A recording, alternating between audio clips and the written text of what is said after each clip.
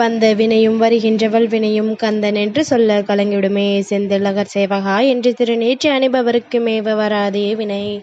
சிங்கார வேலனுக்கு அரோகரா. என் தங்கமே, முதலில் உனக்குள் இருக்கும் இந்த சிங்கார வேலனை தேடு. அதன் பின் உலக பொருட்களை தேடி செல்லலாம்.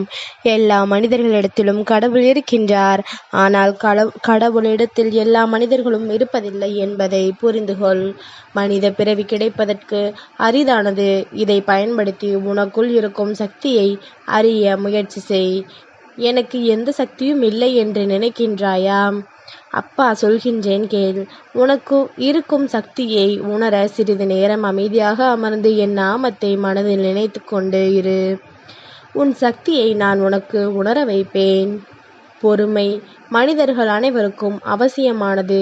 பொறுமை உள்ளவனுக்கு என்றுமே அழிவு உண்டாகாது. அக்கறை உள்ளவனுக்கு அனைத்தும் எளிதாக கிடைக்கும்.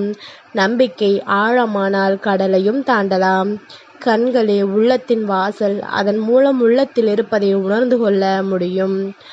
அவித்த நெல் முளைப்பதில்லை. பக்குவம் பெற்றவனுக்கு மறுபிறவி உண்டாவதில்லை. விதியை வெல்லவும் அதன் பிடியிலிருந்து விலகி நிற்கவும் இரு வழிகளே உண்டு. ஆன்மா விதியால் கட்டுப்படுவதில்லை என அறிதல் ஒரு வழி. இறைவனிடம் முழுமையாக சரணாகதி அடைந்து நிற்பது மற்றொரு வழி. கல்லை கட்டிக்கொண்டு கடலுக்குள் மூழ்கி முத்தை எடுத்து மகிழ்வதைப் போல வைராகியத்தை கொண்டு இதய கடலுக்குள் மூழ்கி ஆத்மா என்னும் முத்தை அடைதல் வேண்டும். விதி என்பதென்ன? இறைவனை சரணடையுங்கள், எல்லாம் நல்லபடியாக நடக்கும். எனவே எல்லா பொறுப்புகளையும் என்னிடமே விட்டுவிட்டு பின்னர் விதி உன்னை என்ன செய்யும் நீ உன்னை அறிந்து கொள். உலக வினை தன்னாலே நடைபெறும். நடத்துபவன் நடத்துகின்றேன், நீ சாட்சியாக இரு நான் என்று கூறிக்கொண்டு ஏதிலும் முன்னிற்காதே. மகிழ்ச்சி என்பது மனிதனுக்குள்ளேயே இருப்பதுதானே இன்றி வெளியே உள்ள வேறு எந்த காரணங்களாலும் வருவது இல்லை.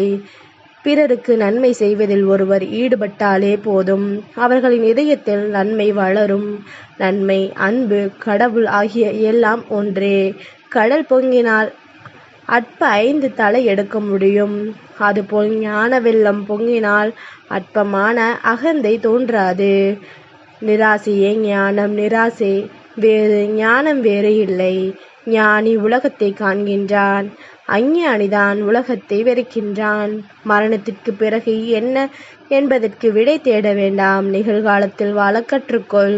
எதிர்காலத்தை பற்றி கவலைப்பட வேண்டாம். எதிர்காலத்தை எதிர்காலமே கவனித்துக் கொள்ளும். நீ காணும் இந்த காட்சி நீ அதிகமாக கவலைப்படும் விஷயம் இன்றுடன் தீரப்போகின்றது. இன்னும் 48 மணி நேரத்தில் திடீர் திருப்பம் வரும். மனம் மகிழ்வாய். உன் வாழ்க்கை துணையுடன் ஆலயம் வந்து தரிசனம் பெறுவாய். வாழ்வில் வரும் சில தடைகள் உன் வேகத்தை குறைப்பதற்குத்தான், உன் வெற்றியை நிறுத்துவதற்கு அல்ல. எனவே இதையெல்லாம் கண்டு உன் மனம் உடையாமல் உறுதியாக இரு. என் தங்கமே, நீ தோற்றுவிட மாட்டாய். உன்னை தேற்ற எப்பொழுதுமே நான் உன்னுடன் இருப்பேன். சில நிகழ்வுகள் நடக்கிறது ஏன் என்று உன்னால் புரிந்து கொள்ள முடியாது. ஆனால் எல்லாவற்றிற்கும் காரணம் இருக்கும். உனக்கு நன்மையாக மாறக்கூடிய சில நிகழ்வுகள் கூட உனக்கு அச்சுறுத்துவது போல் ஆரம்ப காலகட்டத்தில் தோன்றும். ஆனால் இறுதியில் அவை நன்மையை அளிப்பதாய் மாறும். எனவே மனம் தளராமல் உன் வாழ்க்கை பயணத்தை தொடர வேண்டும். வாழ்வில் இந்த முருகனை உன் உயிருக்கு மேலாக நேசிக்கின்றாய் என்று எனக்கு தெரியும். நீ என் மீது கொண்டிருக்கும் தூய்மையான பக்தி என் மனதை குளிர வைத்தது. என்னை வணங்கும் உனக்கு எந்த ஒரு குறையும் வரவிட மாட்டேன். உன்னை என்றும் கண்ணீர் சிந்த விட மாட்டேன். யாம் இருக்க பயமேன் உனக்கு. உன்னை போல் ஒரு உயிரை காண்பது முடியாத ஒன்று. இருந்தும் நீ ஏன் வேறு ஒருவரை போல் வாழ நினைக்கின்றாய்? இது நான் உனக்கு கொடுத்த வாழ்க்கை. யார் உன்னை நல்லவர் என்று சொன்னாலும் அவர் பேச்சை கேட்காதே. யார் உன்னை குறை சொல்கின்றார்களோ அவர்கள் சொல்வதை கேள். அதுவே உன்னை செதுக்கும், உனக்கு உத்வேகம் அளிக்கும், வெற்றியை தரும். உன் முருகன் எப்போதும் உனக்குள் தான் இருக்கின்றேன் என்பதனை உணர்ந்தால் வாழ்வை நினைத்து என்றும் பயப்பட மாட்டாய். ஆகையால் உனக்கு கிடைத்த வாழ்க்கை எனும் வரத்தை கொண்டாடு. காணும் அனைத்திலும் நல்லவற்றை பார். உனக்காக நான் அளித்த அனைத்திலும் நிறைவை உணர்ந்து பழகு. அனுபவிக்கும் அனைத்திற்கும் நன்றி சொல்ல பழகு. உன் வாழ்க்கை அழகாக இருக்கும். உன்னோடு நான் என்றும் துணை இருப்பேன். பாதை இல்லாத போது உன் பாதங்களை பதியவை, புதிய பாதை ஆகட்டும். நாம் உயரும்போது சில விமர்சனங்கள் வரும். அதை பொருட்படுத்தாமல் இருந்தால் வெற்றியும் புகழும் நமக்கே சொந்தம். துவண்டு போவேனே தவிர தோற்று போக மாட்டேன் என்று நம்பு. முதலில் உன்னை நேசி. உன் உடல் உள்ளமும் சந்தோஷமாகவும் ஆரோக்கியமாகவும் வைத்துக்கொள். முடிந்த அளவுக்கு இயற்கையை சார்ந்து இரு. காலம் கடந்து சென்றாலும், மனம் உடைந்து நின்றாலும், கனா கரைந்து விட்டாலும், உறவுகள் உதறி சென்றாலும் நீ உனக்காக இருக்க வேண்டும். உன் லட்சிய கனவை துரத்தி அடைய வேண்டும். வழி என்று ஒதுக்கி விடாதே, அதுதான் உன்னை வலிமையாக்கும். தோல்வியை கண்டு துவண்டு விடாதே, அதுவே உன்னை வெற்றியாளனாக்கும். ஒரு முக்கியமான மனப்பிரச்சனை குறித்து நேற்று ஒருவரிடம் பேசினாய். நீ என்னை வழிபடுவதோடு உன் குலதெய்வத்தையும் மனதில் நினைத்து வழிபடு. ஒரு முக்கியமான கர்மவினை தீரும் முன்பு ஒரு தாக்கத்தை ஏற்படுத்த முயல்கிறது. ஆனால் என்னை வழிபடுவதால் தாக்கம் குறையும். எதையும் கணிக்க முடியாத அளவில் வாழ்வில் ஏற்படும் ஏற்ற இறக்கங்களால் பயம் உண்டாகும். அது மாற நீ வேல்மாறல் படி. நீ எங்கு இருந்தாலும் உனக்கு இந்த சங்கடங்கள் நீங்கும். பொறுமை மிக மிக அவசியம். பேசுவதை தவறாக புரிந்து கொள்ளும் வாய்ப்பு உள்ளதால் பேசுவதில் கவனம் தேவை. இன்று இந்த சிங்காரவேலன் அருளால் உனக்கு புதிய சக்தி கிடைக்கும். என்னை தேடி நீ வர முடியாத சூழலிலும் உன்னை தேடி இந்த முருகன் வந்துள்ளேன். நீ வாடி நிற்கும் பொழுதெல்லாம் நான் ஏதோ ஒரு ரூபத்தில் உனக்கு வழிகாட்ட வந்து அருள்வேன். எனவே நீ எதை பற்றியும் எந்த கவலையும் படாமல் உன் லட்சியத்தை நோக்கி முன்னேறு. இந்த ஆண்டில் உன்னுடைய லட்சியம் நிச்சயம் வெற்றி பெறும். சென்ற ஆண்டில் உன் கையில் வந்து சேராத வெற்றி இந்த ஆண்டு உன் கையில் வந்து சேரும்.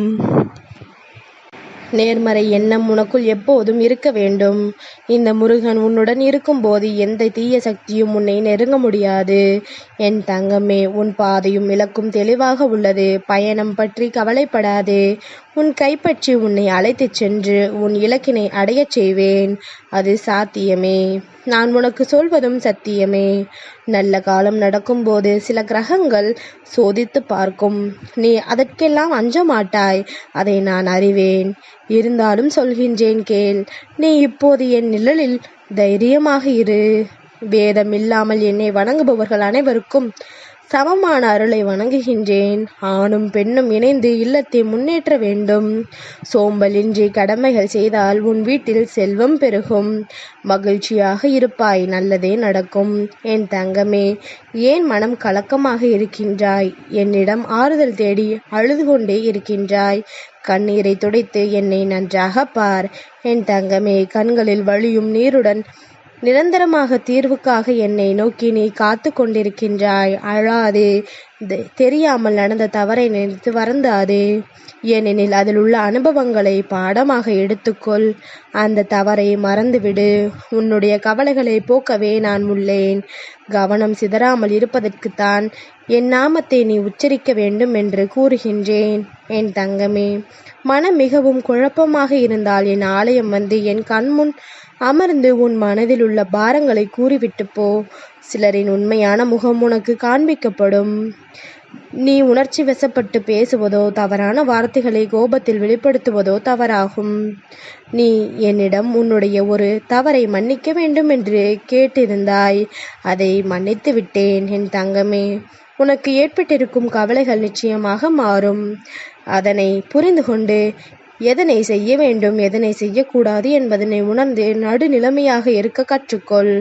உன்னால் முடியாது என்று வாழ்வை நினைத்து அஞ்சாதே. நீ பொறுமையாக இருந்தால் வெற்றிகரமாக முடிக்க முடியும்.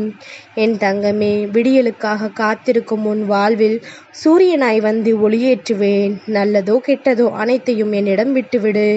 எல்லாம் ஒரு நாள் மாறும். எதுவும் நிரந்தரமில்லை. நமது பூர்வ ஜென்ம பந்தமே உன்னை என்னிடம் சேர்த்துள்ளது. இது வெறும் வார்த்தை இல்லை, இந்த முருகன் வாக்கு. சிங்காரவேலனுக்கு அரோகரா.